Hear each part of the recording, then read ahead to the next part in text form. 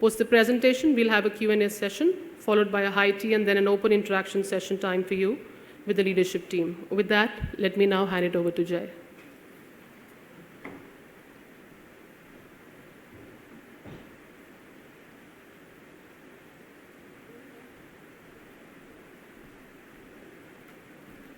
Thank you, Radhika.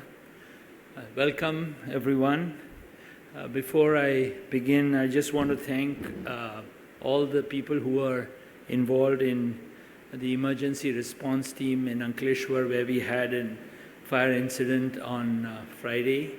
It was unfortunate, but the team did an excellent job of bringing the whole fire under control within 2 hours. So it's been another fantastic year at UPL. Among all the challenges which we can only imagine we could cope with. With COVID being past us, we were estimating that this will be a much more easier year to navigate, but it's been very challenging, and I just want to congratulate the whole UPL team to cross 10,000 crores of EBITDA, which is a record and only a dream a few years ago when we embarked on the journey of integrating the Arista business within the UPL framework. It has been an extremely exciting experience, but combining two companies in a period of 3 to 4 years at the speed we did, with operations in 100 countries, or more, and putting together and continuing to grow the business was no easy task. But it looked effortless with the whole team completely focused on not only integrating the businesses, but also continuing to gain market share in almost every market which we operate in. So I just touch on the revenue numbers. I'm sure that you have seen the extremely fantastic performance across all markets in a year where we had so many uncertainties, even after all the supply chain disruption, the war in Ukraine, the currency fluctuations, the oil price fluctuations. We started with in a year where we were expecting almost a flat or a price reduction market, and we've then seen hyperinflation in the same year, dollar strengthening now, and the Brazilian currency, and all the other currencies being completely volatile, which was almost impossible to predict. But in our business, we have to manage that every day, and the team has done an incredible job of dealing with that.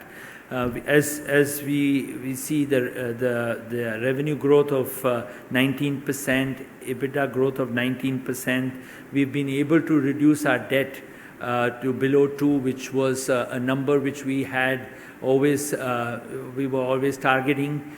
We continue to reduce debt going forward, and we are also increasing the payout to our shareholders with a buyback and probably a good dividend payout. Our ROC also has been growing. So the three key pillars for sustainable growth, and the whole environment around sustainability is growing, and UPL is actually the thought leader and the business leader in all the business sectors. So we have been growing from 2017 till 22 with the integration of Arista and all the challenges. We've continued to grow our business and are continuing to create a portfolio of differentiated products which are really helping us to continue to gain the trust not only of farmers and the farming community, but also of the whole food industry. We are continuing to gain market share, and we are today at about 8% market share. We believe that by 2027 we will be above 10% or around about 10 to 12% of market share worldwide. In the bigger advantage of UPL's investment over the last so many years in terms of integrated manufacturing and the over-investment we have done is beginning to pay off and is paying off today, where we can be so much more self-reliant on our own supply chain. And this gives us the comfort and our customers a comfort around the fact that we are less dependent on the other factors of supply chain disruptions around the world.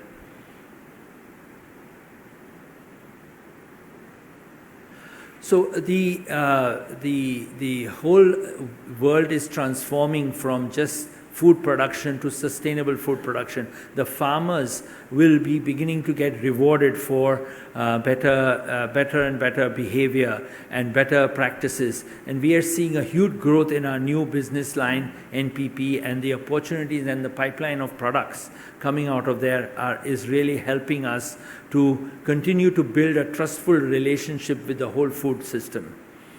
The whole, the puzzle, as we call it in UPL, the open ag, and the transformation of UPL from being just a supplier of ag chem products to be a solution provider with the UPL crop protection business, the DECO business, which is the post-harvest, the NPP business, which is the biosolutions platform, Nurture.farm, which is the technology platform which enables farmers to really digitize and give complete traceability, to our amazing platform in Advanta, which is bringing in transformational technology, not only today, but it was one of the first companies to create hybrid canola. Today we are the first non-GM sorghum traits, herbicide-tolerant traits, and all these businesses are getting huge traction around the world, and we are seeing almost double-digit growth in the Advanta platform, and getting great traction not only in the Asia region, which was the traditional stronghold of Advanta, but in Central America, South America. Our oilseeds platform there around sunflower is giving us tremendous confidence that the Advanta business will continue to grow. So UPL is focused our businesses are focused individually, and that's why we have divisionalized them. Each of the platform has sustainability goals and has a sustainable strategy to really make a huge impact. And being a company which is committed to make every food value chain more sustainable and better for the world, we believe that anything we do today, it has to be around making everything more sustainable. And we're very excited with the beginning of this journey, and you will see in the next 5 years, this will be the mainstay of our whole industry. This also expands the universe of our market. And when you look at some of the fertilizer replacement and reduction technologies, that's a $250 billion segment. If you look at all the quality and value which we create through our NPP finishing product, that's a huge extra segment. And DECO, which there is so much awareness around the world about food wastage, and DECO is by far the industry leader on grain protection, on fresh food waste reduction.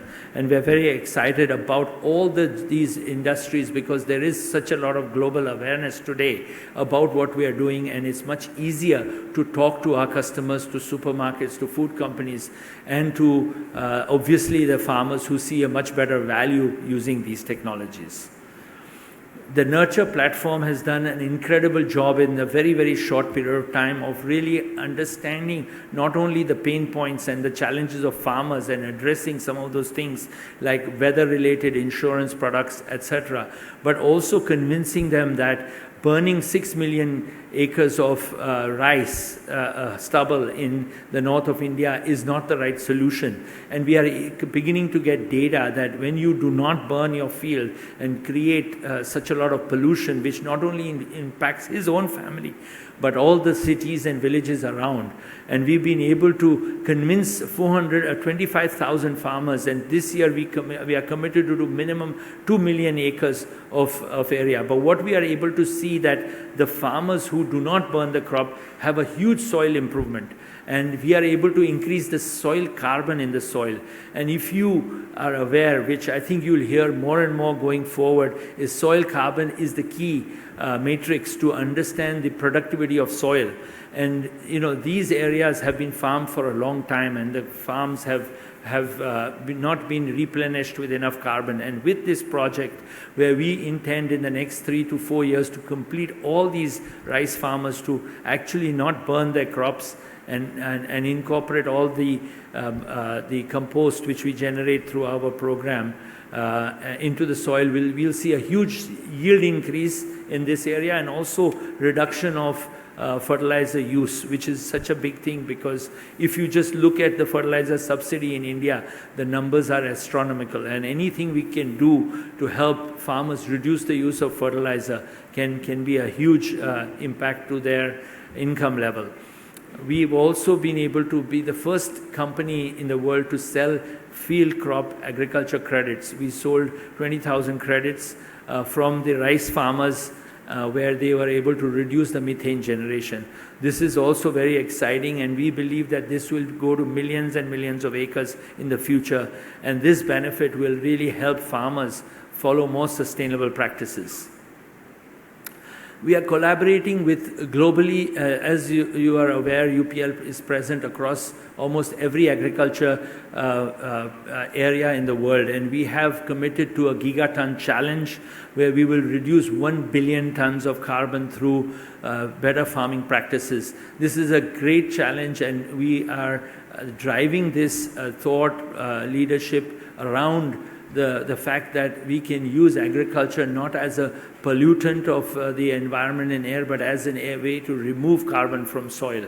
And this is something which will drive the whole industry to move toward that. We are already seeing that other companies are willing to join us in this journey, and all of the food industry will soon join us, and we believe that labeling of sustainably grown food is the future for every food value chain. I'll hand over to Mike.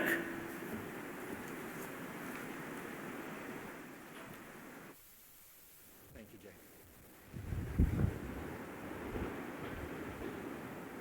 All right, thank you, Jay. I'm Mike Frank. I recently joined UPL, and it's really good to be here for my first Capital Day meeting. So we're going to split up the next 60 minutes or so into 3 segments. Firstly, we're going to take a look at FY22, our year that we just finished, look at Q4 results, and then do a full year summary and talk about the highlights.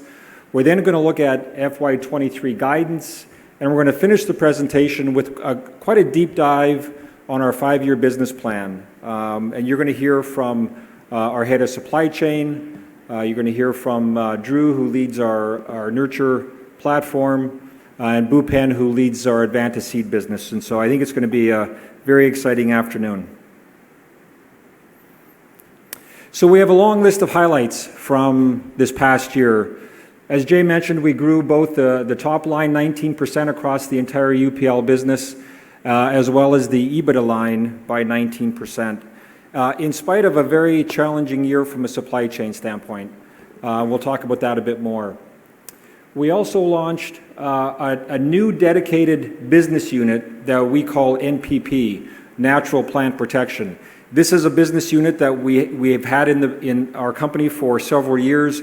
And when we looked at how do we really exponentially grow this business, we came to the conclusion that we need to set up some dedicated resources to help our field sales organization globally really have the competence and the skills to effectively sell NPP products. We also made significant investments and advancements in our Nurture platform, and you'll see that when Drew gets a chance to highlight that later today. Our Advanta seed business had a fantastic year, growing 24% on the top line and 26% at the EBITDA line. We also received a second tranche of $700 million in a sustainability-linked loan.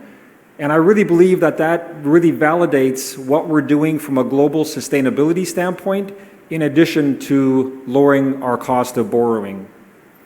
We were also recognized a number of times with various global institutes on our great sustainability work. And so it's always great to get those third-party recognitions of what our teams are working really hard side by side with growers and other stakeholders to really impact global agriculture and make it more sustainable. We joined the Climate Pledge, and as Jay mentioned, we also launched the Gigaton Carbon Challenge. And finally, we'll talk about collaborations later, but we entered a new long-term collaboration with a company called Christian Hansen, which is one of the leaders in microbial discovery. And so we've got an exclusive opportunity to work with them on a number of products, the first one that we're going to launch in Brazil this year, and we have a pipeline of other products that we're going to be working with them on for the next several years. So when I look back on 2022, you can see that we had very strong operational performance in spite of many operational challenges. Our teams leaned into them. The agility and the speed at which we adjusted was really incredible. We had a strong year financially, both on the income statement and the balance sheet, and we advanced several strategic initiatives throughout the year. So here's a quick look at our Q4 results. You can see that we had a very strong Q4, growing revenues. This is across the entire UPL company at 24%. We grew contribution margins on a comparative basis, Q4 over Q4, by 231 basis points. And so you saw over the course of the year with each quarter, we were able to really price into the environment that we had with increasing raw material costs. And by the fourth quarter, we were really humming, and you can see that how it played out here on the income statement. Ultimately, we grew EBITDA by 26%. And when you look at fourth quarter in particular, you can see that price drove 19% of the 24% growth. Volume was 3%, and we also gained about 2% on foreign exchange. And then last look at Q4, just from a regional perspective. We had strong growth, I would say, in every one of our regions, with the exception of Europe. The Latin American region grew by 21%, really across the board. Again, thanks to solid pricing and some new product launches and strength of our herbicide portfolio in particular.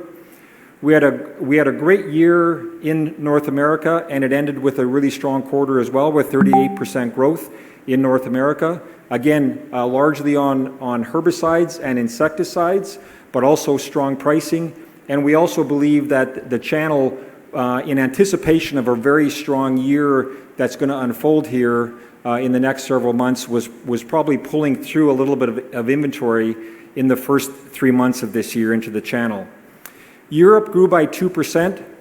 Europe had some real headwinds throughout the year, especially in the back half of the year with the euro devaluation, the conflict, of course, at the end of the year in Ukraine, as well as we had about a $40 million impact last year from products that we sold the year before that were no longer able to sell in Europe because the regulators are taking products off the marketplace. So in spite of that, our teams continued to really work closely with growers, and even in the Q4 with the conflict in part of that region, we still grew by 2%. In the rest of the world region, which is a number of countries, we grew by 25% in the fourth quarter, again, largely on pricing, and it really was across our entire portfolio. And then finally, the highlight of the quarter was here in India, where we grew quarter on quarter by 63%. Some of that was benefited from a relatively weak Q4 the previous year, but mostly it was because of new product launches, stronger pricing, and I think our team really did a good job out there, and we believe we grew quite a bit of share in as the year wrapped up as well. So great job by our team here in India. So if you look at this across the year, as Jay mentioned, 19% revenue growth, 19% EBITDA growth. There was a really nice balance where the growth came from. Of that 19%, 10% of it was from price, 8% of it was from volume, and about 1% from foreign exchange. So we anticipated the volume growth. When we think about the opportunity that unfolded this past year, we were really excited about our differentiated and sustainable products, and we did see significant growth in that category. What we didn't anticipate, as Jay mentioned, was the escalation in cost of our post-patent products. But we recognized the challenge, and our teams priced into that marketplace, and ultimately was a big part of our revenue growth last year. And then from a regional perspective, Latin America grew 21%. If you kind of divide Latin America up between Brazil and the rest of Latin America, we grew about 25% in Brazil, so we had really strong growth in Brazil, about 14% across the rest of Latin America. There was some weather challenges, specifically in Mexico and Argentina last year, that probably took off some of the opportunity for us in some of those countries. In North America, we had a very strong year, and it was across a number of herbicides, but also our insecticide portfolio grew by over 60% in North America last year, so just really strong performance across the board there. As I mentioned, in Europe, we grew 7% last year, pretty balanced across the portfolio, but the highlight would have been our NPP products, or our sustainable portfolio, which grew at a more accelerated rate. The rest of the world region grew by 11%, a very balanced growth across our portfolio. And finally, in India, we grew 22%. Obviously, we had a very successful Q4. We had a challenging Q3 with some product returns coming off of a very dry Kharif season. And so we recovered that and then some in Q4. So that's a look at the income statement and the operating performance for Q4 and for the entire year 2022. I'll next ask Anand, our Group CFO, to come up and review some of the balance sheet metrics from our balance sheet. Anand? Thanks, Mike.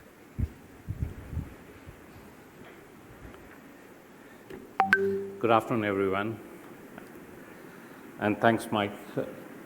Let me start off by saying that considering all the global nature of our business and the challenges we had during the year, I'm really pleased to say that we came up with a robust set of performance which has helped us to deliver good growth, both in terms of revenue, where we grew by 19% for the financial year, in net profit, where we grew by 26%, along with an improvement in return on capital employed. It's important to highlight that some of these challenges which we faced during the year, especially we started off the year with COVID-19 still continuing in some way or some geographies, and with associated logistic and supply chain challenges. We also saw a sharp increase in raw material prices in a very short span of time, which took the markets by surprise and did not permit us to increase the prices for our products. We therefore had pressure on margins in particularly Q3 and Q4 of the financial year. We also saw huge volatility in currency, especially in Latin America. And towards the end of the financial year, there was the conflict in Russia, between Russia and Ukraine added to the global challenges, resulting in sharp jump in commodity prices and also putting in inflationary pressure across various economies. Considering all this, I think the performance, we still ended up with some very good performance, and I think it's thanks to all our team members who relentlessly work to deliver these results. Stepping back a bit, when we announced the acquisition of Arysta and also the launch of our new purpose, the Open Ag platform in 2019, we kept focusing on improving our return on capital employed. And I'm happy to say that we have been able to successfully improve the return on capital employed by 170 basis points to 15.6% by end of financial year 22.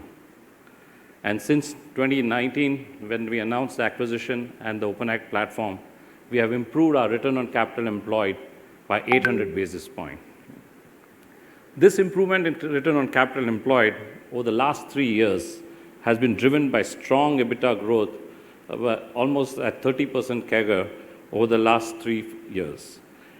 While we improved the EBITDA growth, we continue to make strategic investments in manufacturing capacities, product innovation, and new initiatives such as the Natural Plant product, which is our biosolution platform, and the Nurture.farm, our digital platform.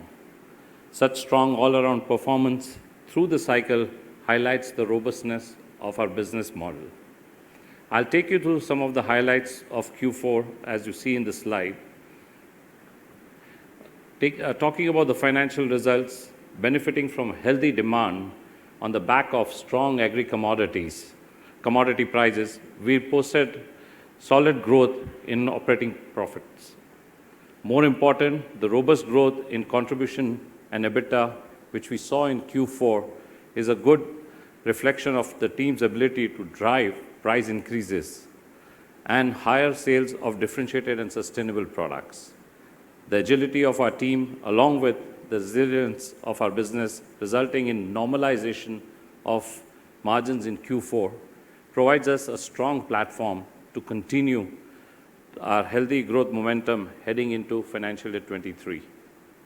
The robust EBITDA growth also translated into strong bottom-line performance as net profit for the fourth quarter rose by 29% year-on-year to 1,379 crores. This significant increase in net profit was in spite of higher finance costs and exceptional costs. And let me give you some color to this higher financial costs as well as the exceptional costs. While overall interest on borrowings did come down quarter on quarter, we did see an increase in cost of non-recourse factoring due to increase in securitization amount in line with our growth of sales, particularly in the Americas, both the North and the South America. Additionally, we did have a mark-to-market loss of about 172 crores on hedges taken in on advanced sales orders again in Latin America countries as compared to a gain which we had in the previous quarter, in the previous year of the same quarter. We should see the benefits of this reversal of mark-to-market as we start invoicing our products in the following quarters in the coming financial year. On the exceptional items, it is mainly we had a charge of 123 crores arising because of the fire that we had in our warehouse in South Africa. Further, the fourth quarter being seasonally the strongest quarter for us, this robust performance in Q4 translated into a superior performance for the entire financial year. Moving on to the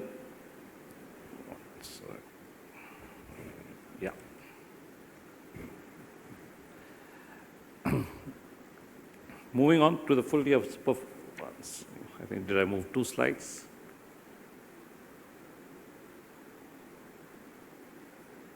Oops.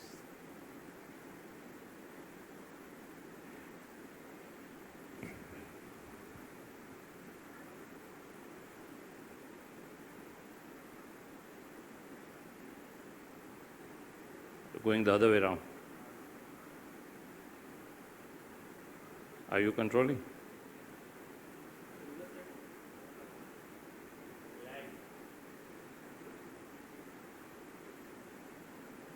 Sorry about that.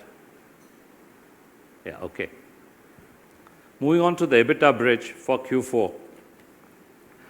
As you would see that we did have higher realization largely on account of efficient supply chain, which helped us to drive our contribution margin by almost 230 basis points over that of the previous quarter.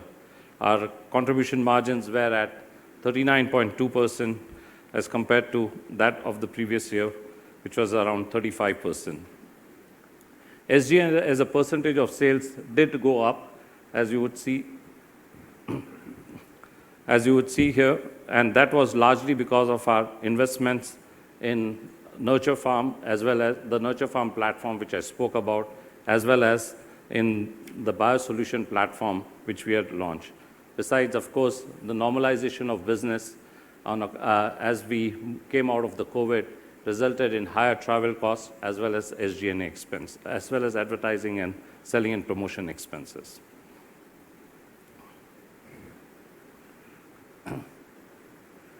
This is the bridge for the full financial year, and as you would see, we did have a flat, despite the Q2 and Q3, as I mentioned earlier, where we had pressures on our margins. We did end up with EBITDA margins at flat, that's at about 22%. But as I said, this ensured us, the Q4 robust profits ensured us to deliver good results for the full financial year. Moving on to working capital,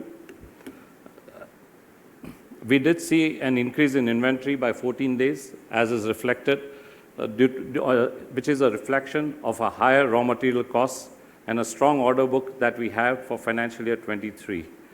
As the receivables, we did manage to manage our risk well by increasing our non-recourse factoring, which is in line with the robust growth which we had in sales in the Americas. The increase in payables is largely in line with the increase in inventory, and therefore we did see a reduction of about 2 days in our overall net working capital. So overall, again, on working capital, we continue to deliver good numbers as we move forward.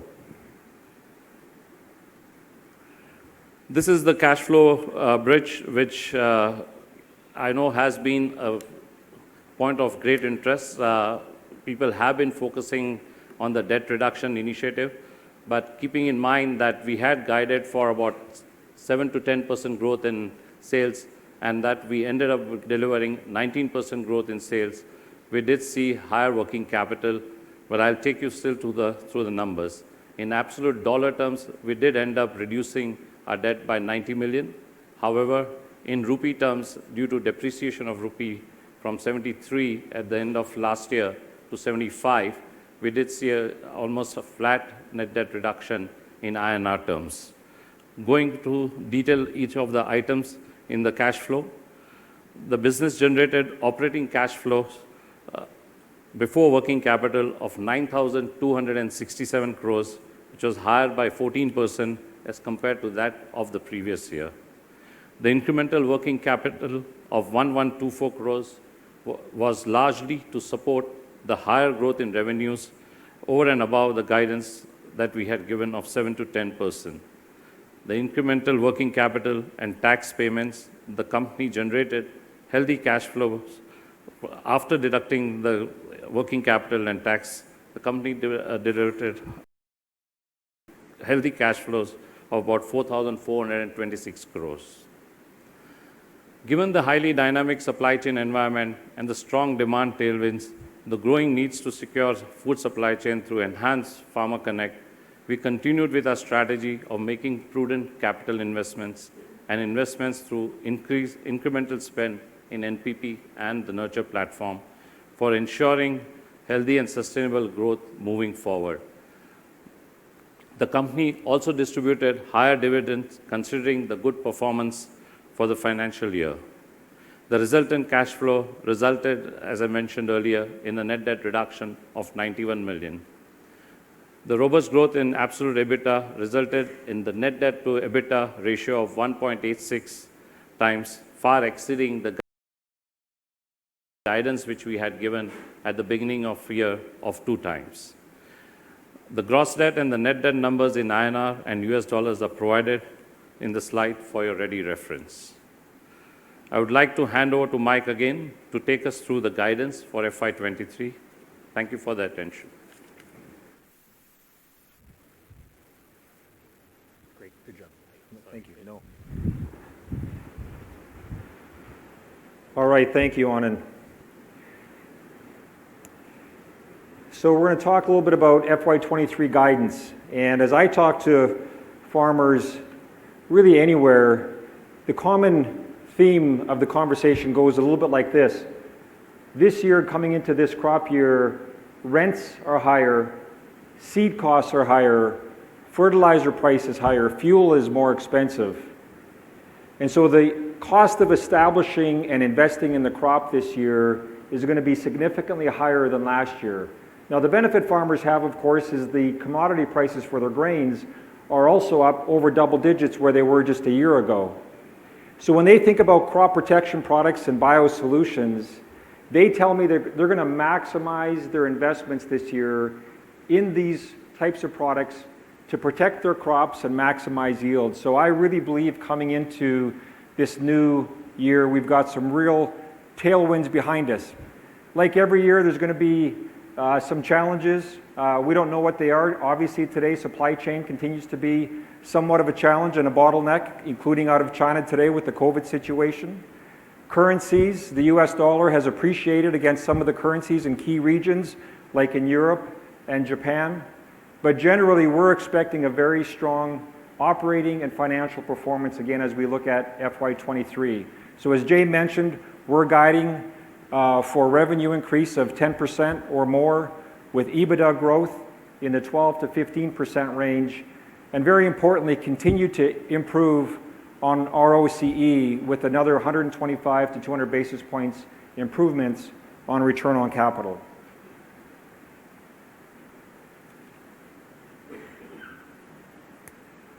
So Jay mentioned our three areas of strength and our pillars, and this is going to play out again in our business in FY23. Firstly, we're expecting strong growth from our differentiated and sustainable products. Last year, the mix between post-patent and sustainable and differentiated remained about flat, about 71% post-patent, about 29% differentiated and sustainable. Again, on the post-patent business, that's where we saw a significant price increase, and in fact, 90% of the growth in that business came from price. In the differentiated and sustainable business, 70% of our growth last year came from volume, and we expect that to play out again this year.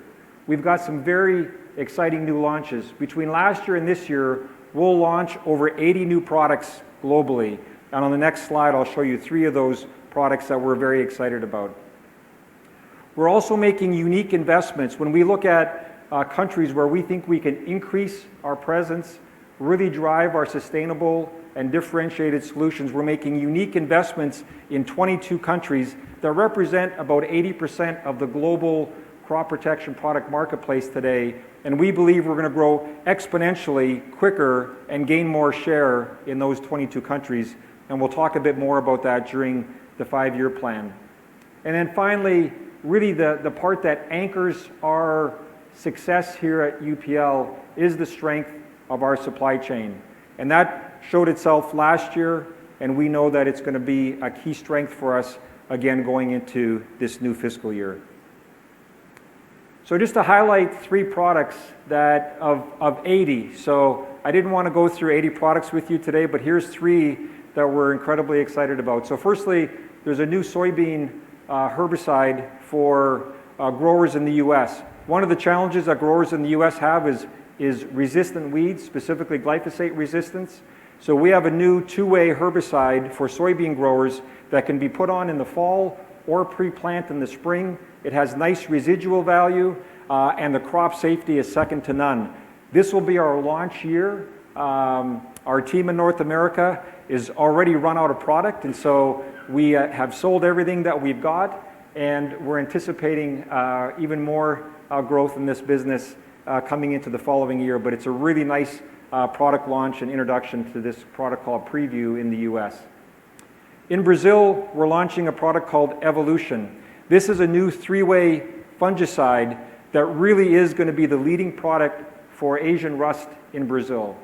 Efficacy is incredible. I was out in Brazil a couple weeks ago with our country manager, Rogério, and we were looking at some plots, and you could see the difference between Evolution and the standard in the market today. And not only was efficacy higher in the field results that we harvested, yields are also higher with Evolution. So we really believe this is going to be an incredible product. We've increased the supply, so we've asked our supply chain to produce even more, and we think we're going to have a really big year with Evolution in Brazil this year. Finally, a product that we launched in Q4 here in India, which is Triscale. It's the first 3-way herbicide ever launched in India, and it really demonstrates the incredible work between our R&D formulations team, our regulatory team, and our marketing and commercial teams all coming together, creating a product for sugarcane growers that is the best product from a weed control standpoint and also from a yield standpoint. And so this is really a new breakthrough for our business and for growers here in India. So next I'm going to call Drew to come to the stage and talk about our very exciting Nurture platform. Drew?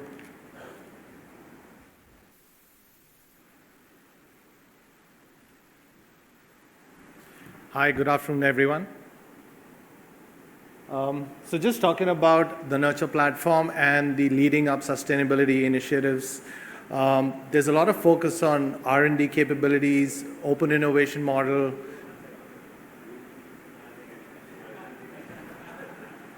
I think I came too soon. No, I called you too soon. Thank you, Drew. I saw Drew's name on the last slide, so I thought, well, this is time to call Drew up, but premature. Sorry, Drew. So we're going to switch to talk about our 5-year plan. And I think you'll conclude when you look at our 5-year plan that we have incredible opportunities across our business, in the crop protection space, in the biosolutions NPP space, in our seed business, with Nurture, and again, the exciting work that we're doing in our supply chain. So I'm going to start by talking about some of our innovations, what we call open innovations, and I'll talk about our R&D capabilities, our open innovation model, our innovation pipeline, and we'll show for the first time our really strong IP landscape. So firstly, it all starts with business smart R&D. And this is how we invest our R&D resources to become super efficient and effective at delivering new technologies to farmers around the world. We have over 1,000 R&D professionals across 30 facilities, and we've increased our investment from about 2.5% previously to about now 3% of sales in our R&D investments.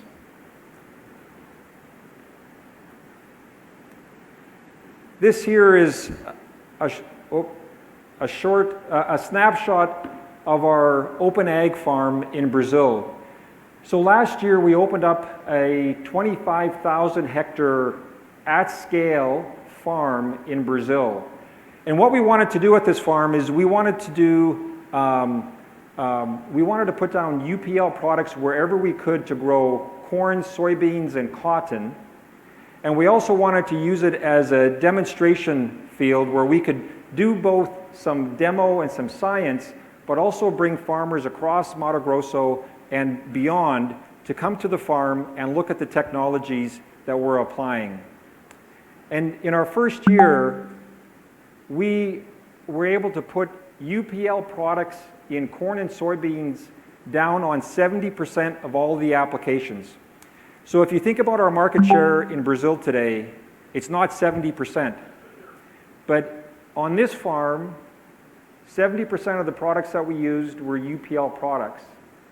And not only did they work, they delivered about 6% more yield than the average yield across Mato Grosso, which is about 3.5 bags per hectare. We also tested and trialed scientifically a lot of our NPP biosolutions. And again, versus the standard farmer practice, we saw about an 8% yield increase. The benefit of this farm is most companies do their trials on small plots, and often when you talk to farmers, they say, well, maybe what happened on a small plot doesn't apply on a big field. But we're proving in Brazil, whereas you all know there's some really big farmers, that at scale, our products and technologies can really benefit growers. And so I really think this is an exciting advancement in our open ag farm. We also look at R&D through what we call farmer pain points. So recognizing where are farmers challenged today agronomically, and where can we bring new solutions, whether they be new mixtures of conventional crop protection products or ProNutiva products, which is a combination of our biological platform along with conventional crop protection products, or straight up NPP products. So that's how we focus our R&D investments. And when we look at our pipeline and our exciting products coming through the pipeline, on a risk-adjusted basis, we have over $5 billion of revenue that we believe is going to be generated through our R&D pipeline. Over half of that is going to come between now and the end of fiscal year 27. So it really demonstrates that this pipeline is coming at us each and every year, which is why we had, for example, 80 new product launches in the last 2 years. When we look at the makeup of the portfolio, about 1/4 of all of our pipeline is post-patent products, and about 3/4 of our pipeline is differentiated and sustainable products. So it demonstrates for us that we're investing in the right area.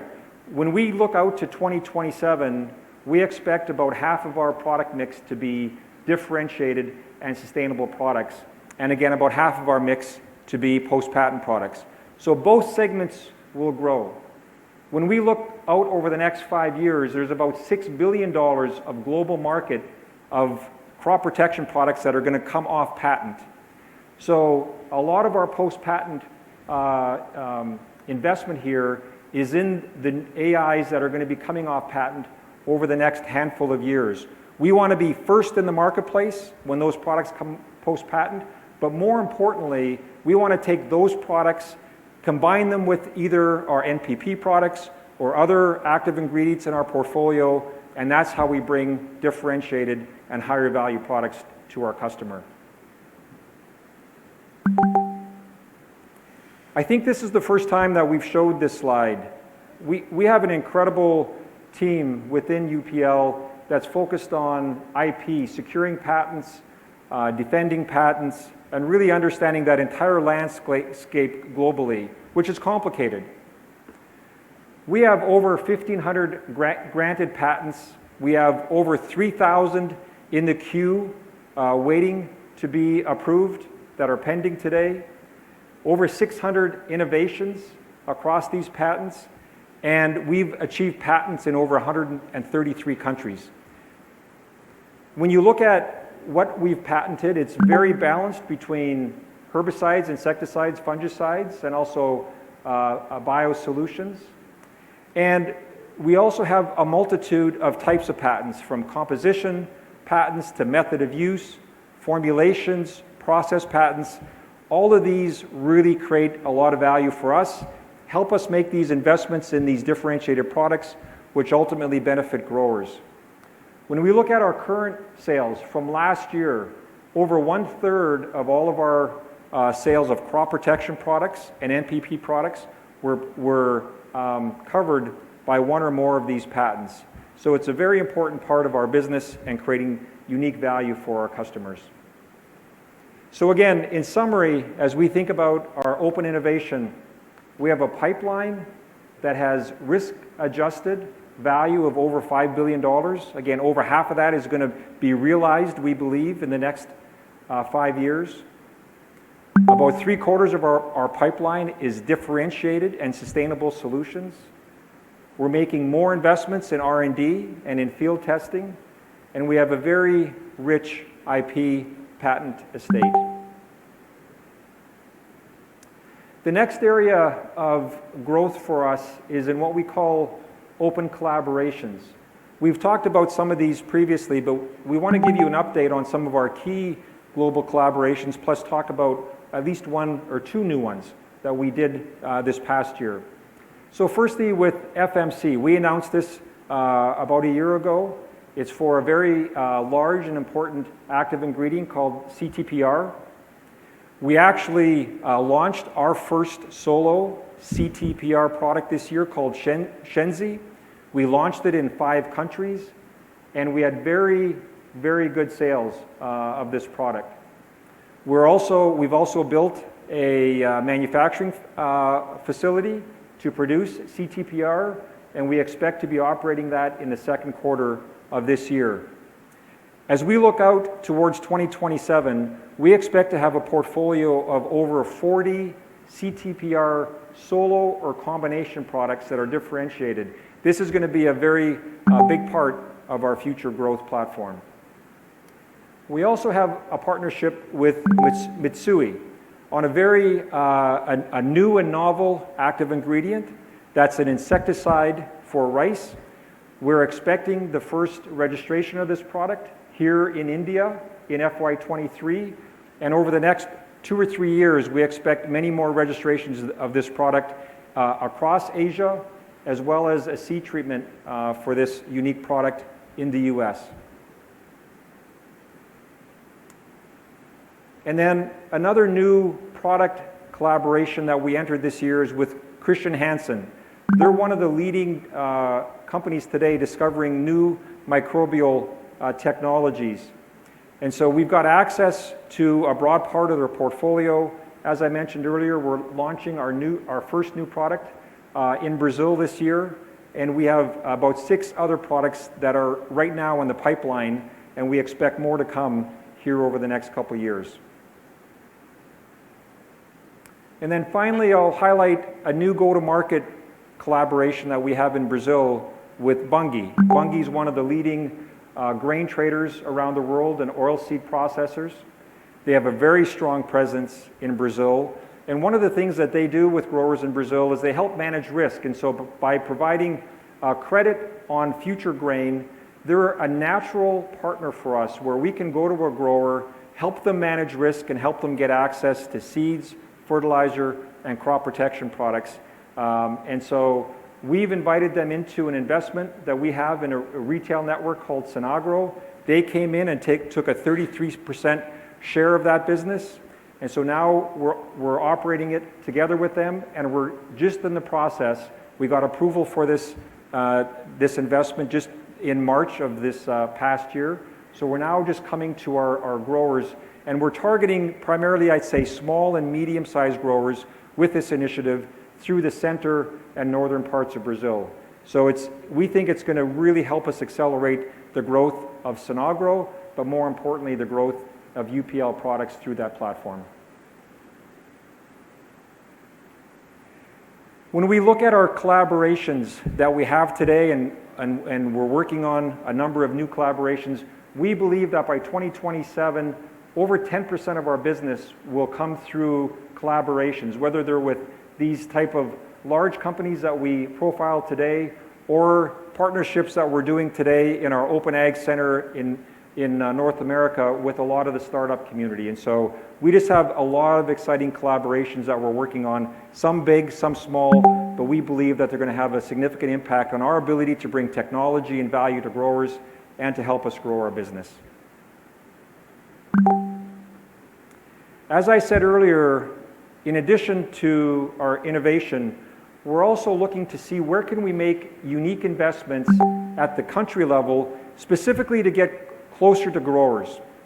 When you think about selling differentiated and sustainable products, it takes more of a partnership with growers. You need to help them understand the benefits and the features of the technology. And often they're priced to value. So unlike post-patent products, they're not priced on cost. They're priced on the value that you can establish with your customers.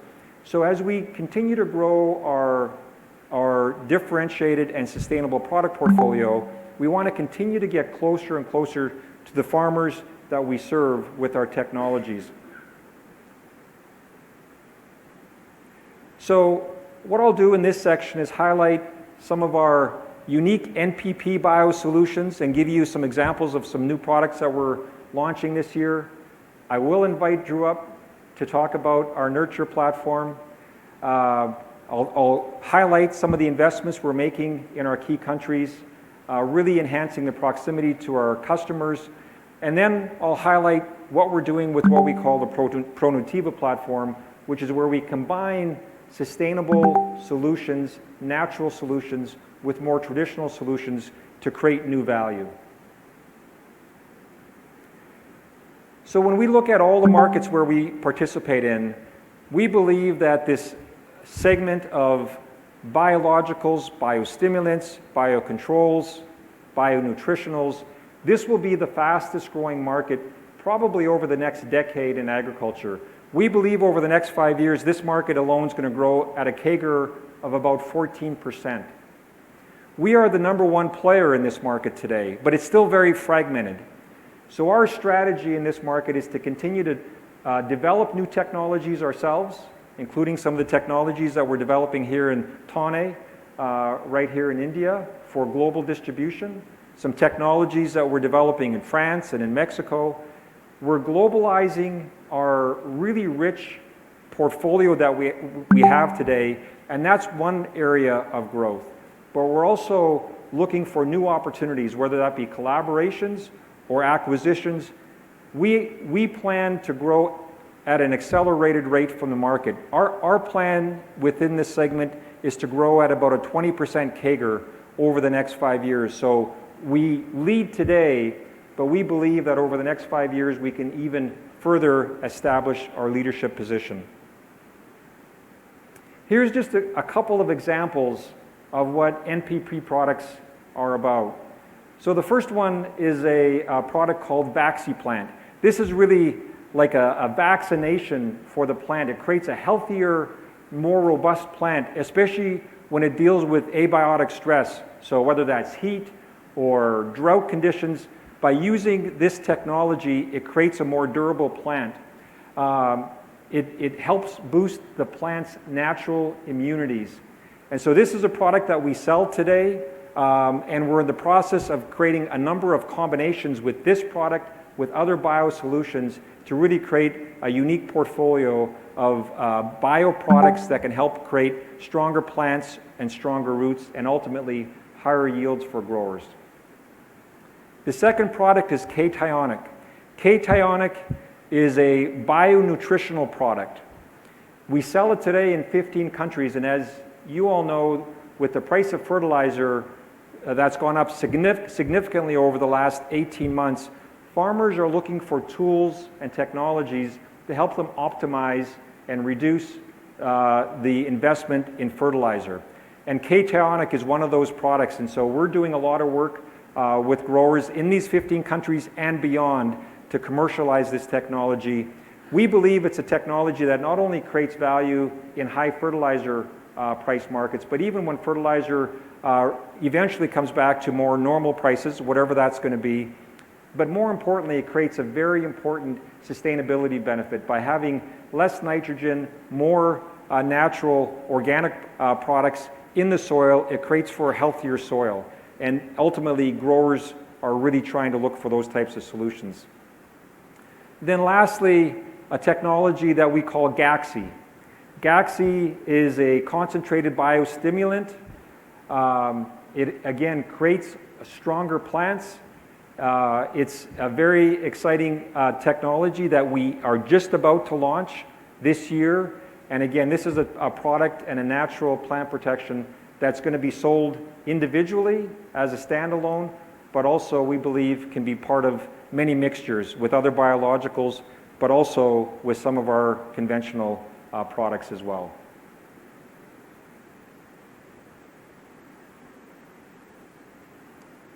All right, with that, Drew, I think we're ready.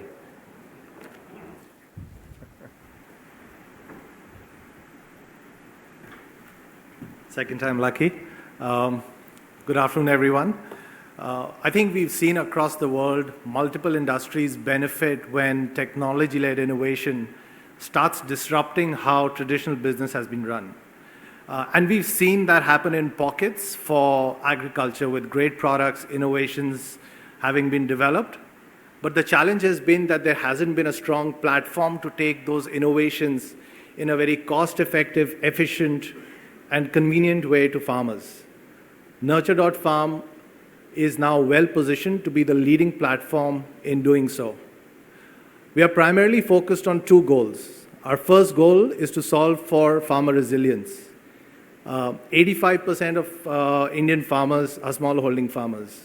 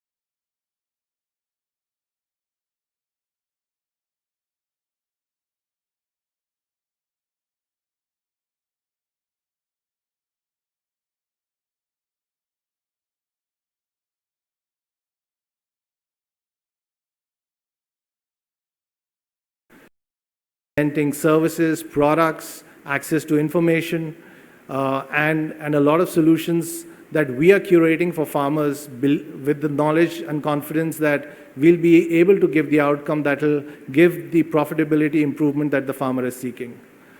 Last and not the least, this ecosystem has been well supported and run with retailers and distributors and the channel supporting the farmers in the form of ag inputs and credits. We are now here to support that channel as well. And through our retail e-commerce platform, we are bringing authentic products to the doorstep of every retailer and distributor in the most efficient, predictable supply chain.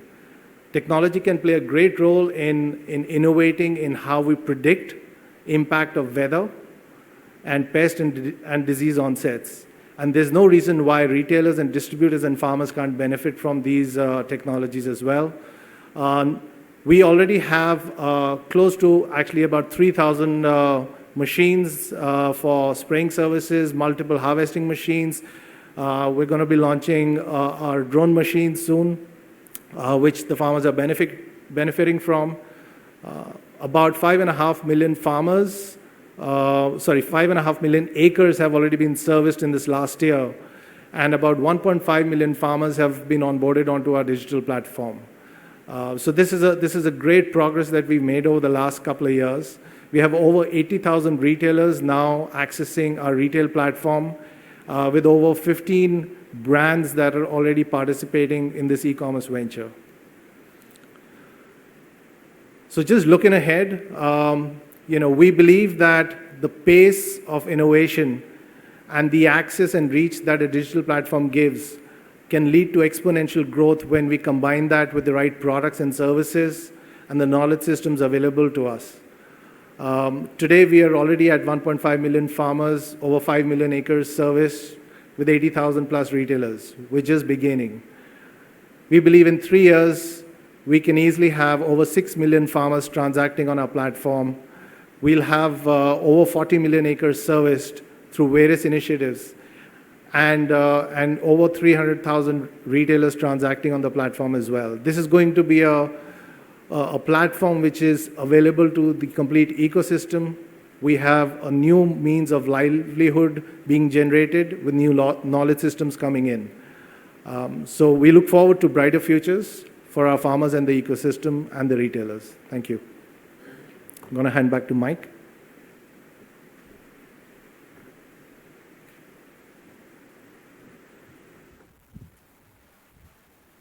Super exciting, Drew. Very impressive what we're doing with that platform and the impact it's having for growers across India.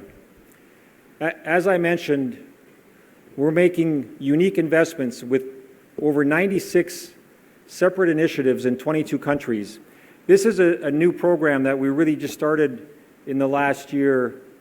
As Anand mentioned, we did see some growth in our SG&A. Some of that was to get closer to growers, and it was also partly to invest in these unique opportunities that we're tracking very carefully from a spend and benefit standpoint. We believe that the growth that will come through these 96 unique initiatives over 22 countries will be in the range of 1.5% to 3% CAGR over what would have been our base business, just over and above the R&D portfolio and new products that we're developing.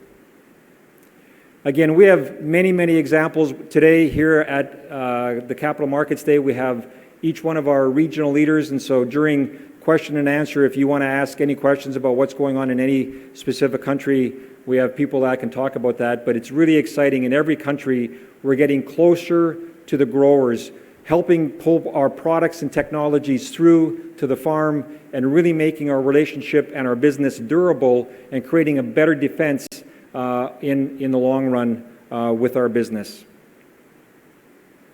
And finally, the ProNutiva concept. So this is again where we take a biosolutions product, one of our NPP products, and combine it with the conventional crop protection products. Often people talk about the need or the want or the desire to go to organic farming. The reality is today most farmers can't move directly to organic farming because the biocontrol products and the biostimulants aren't as good today across the board as some of the more traditional fertilizers and crop protection products. So we believe that this is a journey. We believe over the next decade, we're going to move from a world today that's primarily conventional crop protection, eventually to a world that's primarily natural plant protection. And we're going to lead in that journey. But as we go from today to that future world, we think it's a combination of bringing products and technologies together, making agriculture more sustainable, making plants more durable, and ultimately helping growers drive yields and economic viability on their farms. One really neat example of ProNutiva in action is here in India with groundnut. If you go back just to 2020, we had about 100,000 acres here in India under the ProNutiva concept. Today we have over 1.7 million acres. We have over 4,000 villages that have adopted this technology and 220,000 farmers using the ProNutiva package. On average, we've increased farmer income by 15%, and it's increased groundnut yields by 35 to 40%. So just, it brings it all together, higher yields, more profits for growers, and a more sustainable production. So that's how we see the evolution of the marketplace. So to summarize, we have a number of exciting initiatives that are going to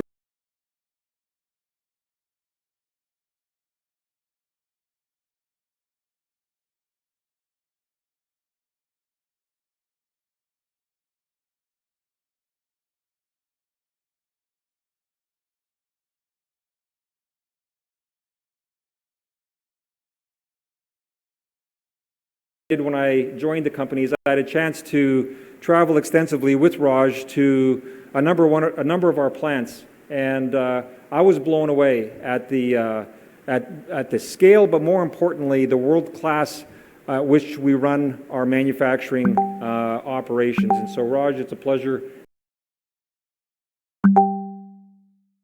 to welcome you to come up and talk about what we're doing in supply chain.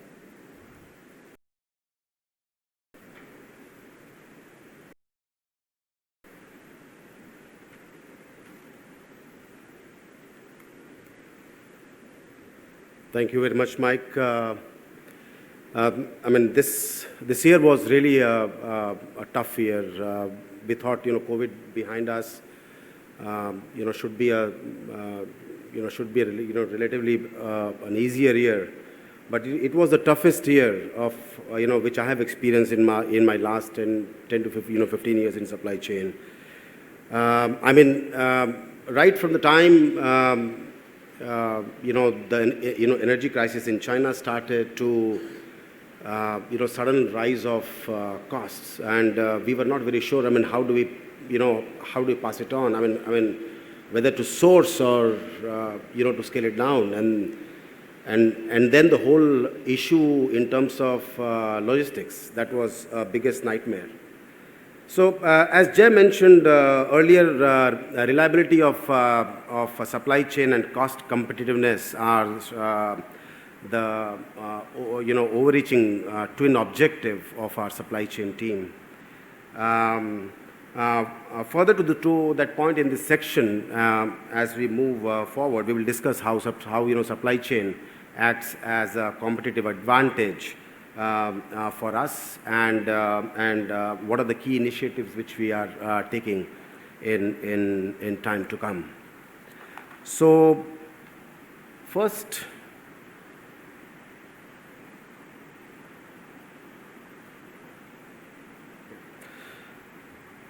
on safety, as Jay initially mentioned, on Friday we had a fire incident at one of our factory in Ankleshwar, and one of the portions of one of the plant got fire, and the rest of the plants in the same factory are operating normally. There were 5 people who got injured. 1 has got relieved, and 4 are recuperating in the hospital. We are taking good care of them. Last year, our TRFR, in terms of our KPI, the key KPI, TRFR was 0.21, and on process safety incident, we had 2 process safety incident. But taking cue from our South African warehouse fire, we have got external experts, for the all new warehouses which we are hiring or we are going to hire. We have got external experts in terms of doing the due diligence in the hiring process and redefining our checklist for hiring a new warehouse, but also the existing warehouse in terms of identification of the gaps and the mitigation of those gaps we are working on, and we should be, we should be completely be able to come out of those gaps, if any, which are identified.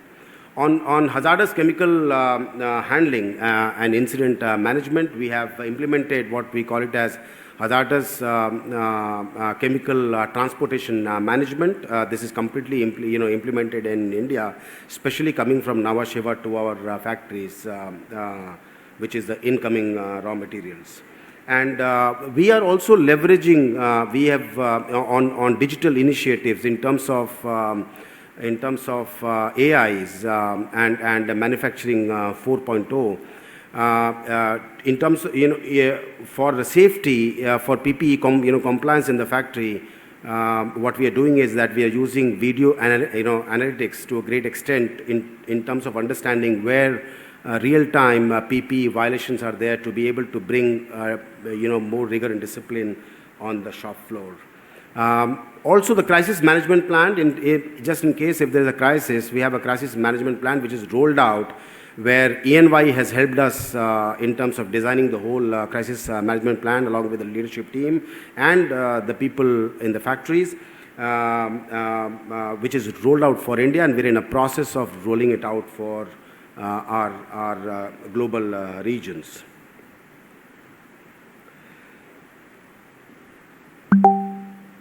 As you can see in the pie chart, this is, in terms of our sourcing footprint. If you see in the pie chart, you'll be able to see that our raw material sourcing is quite diversified.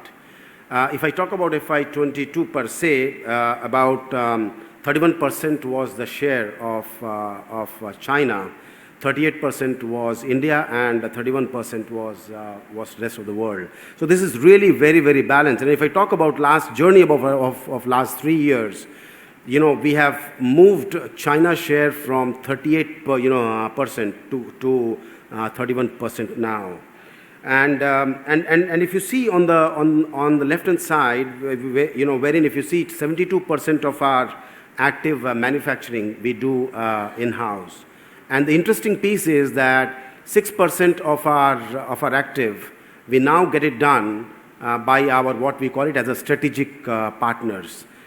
This itself, in 3 years' time, have moved from 2% to 6%, so almost 300% jump, and largely in India. And only about 22% of our actives we source directly. Therefore, you can see that reliance of import of AI is fairly low. And additionally, we have also worked on enhancing our manufacturing efficiency by closing down our Rotterdam plant, and which was basically making mango zeb, and that capacity we moved to India and Colombia, thereby bringing efficiency.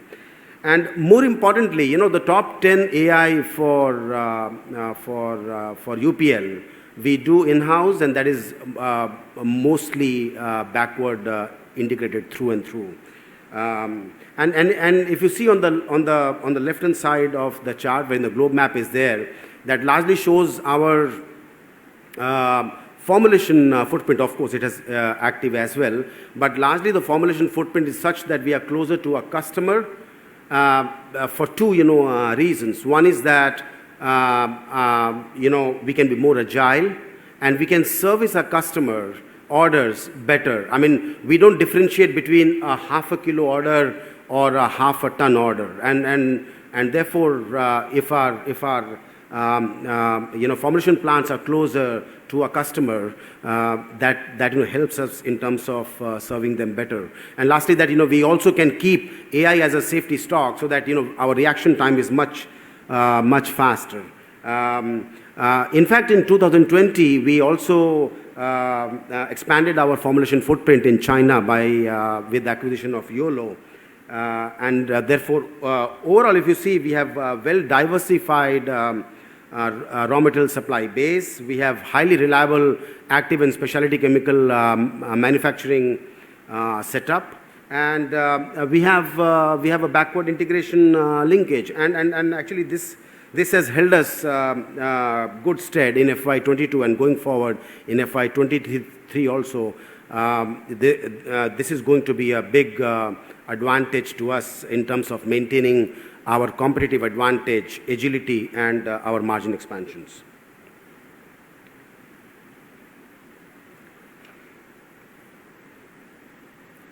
So over the last 3 years, one of our major focus has been to drive growth, organic growth, with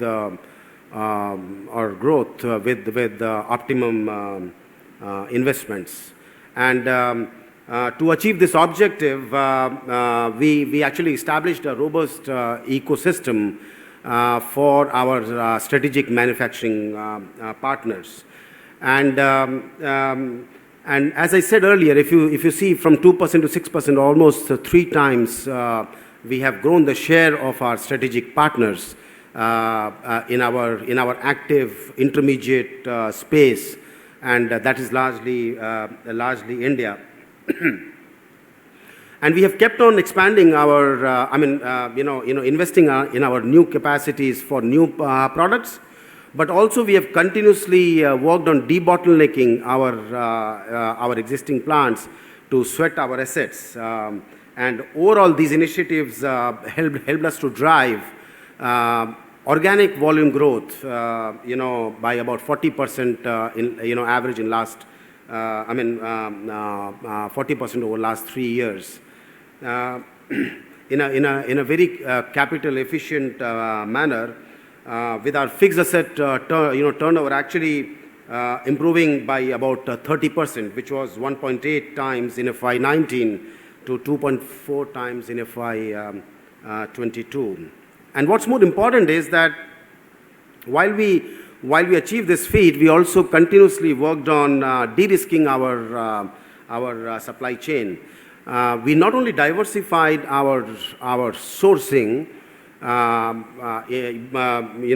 in terms of raw materials, but also in terms of geography and supplier source in terms of mix. We also, last year was a nightmarish year for ocean freight and whole supply chain. And actually we what helped us was long-term contracts which we had done last year with some of our partners for ocean lines.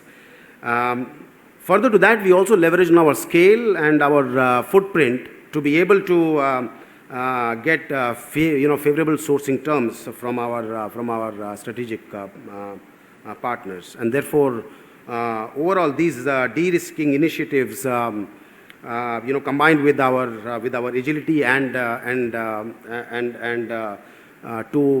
our ability to adjust to volatile supply chain situation, helped us not only deliver robust volumes, but helped us maintain our EBITDA or slightly improve our EBITDA margins.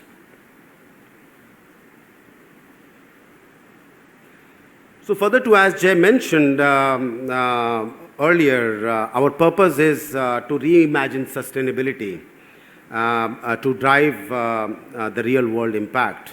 And to further this purpose, we have really done some hard work over last 4-5 years in terms of optimizing our or dramatically improving our manufacturing footprint or environmental footprint.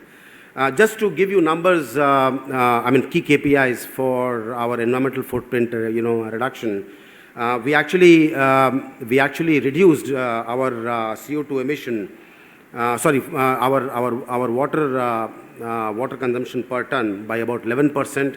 We reduced our CO2 emission by about 7%, and our waste disposal by about 17%. Now, this is all possible. We have a fair share of, of course, we had, substantially increased our green power usage. But we have also reduced, we have also continuously worked on bringing specific energy consumptions down, and therefore the new technology adoption in the factories has been commendable. We have 50,000 meter cube of water we have conserved and used in rainwaters we have used. Also, we have continuously put up technology to reuse the wastewater which is coming back to in our process, and that has been a big initiative, because of which we have been able to save the use of fresh water.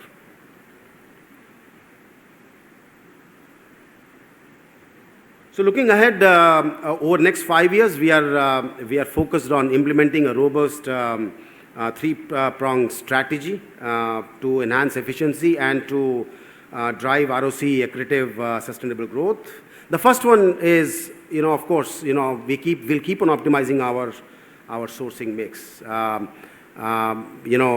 It will not change dramatically, but I mean, by and large, it will remain balanced. But India will gain some share in that mix optimization. And we will keep on working with our strategic partners so that we can raise the share of our strategic partner in our overall AI intermediate sourcing, which is long term. Extensively, we are going to leverage digital and analytics. We are already under a transformation project wherein we are end-to-end our supply chain S&OP process is getting digitized, and we are using we are going to use AI/ML tool for demand forecasting, and so that our forecasting errors are less, which is going to also optimize our inventory. And we expect that with this digitization, we should be able to optimize our inventory level by about 10% odd.